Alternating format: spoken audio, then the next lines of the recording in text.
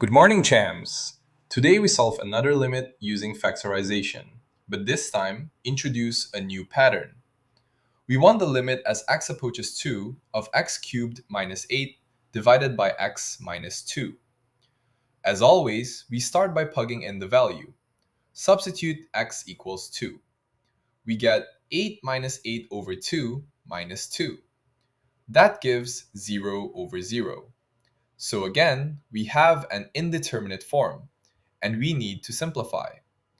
Now here comes the key idea. The numerator x cubed minus 8 is not a quadratic, it's a cube. Specifically, it's a difference of cubes. There is a standard factorization for this. So we can factor x cubed minus 8 as x minus 2 times x squared plus 2x plus 4. Now rewrite the fraction. We get x minus 2 times x squared plus 2x plus 4 divided by x minus 2. Now we cancel the common factor x minus 2. So the expression simplifies to x squared plus 2x plus 4. Now we substitute again. Plug in x equals 2.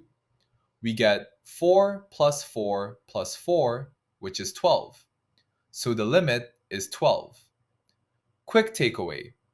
If you see x cubed minus a number, think difference of cubes. Factor it, cancel, and then substitute.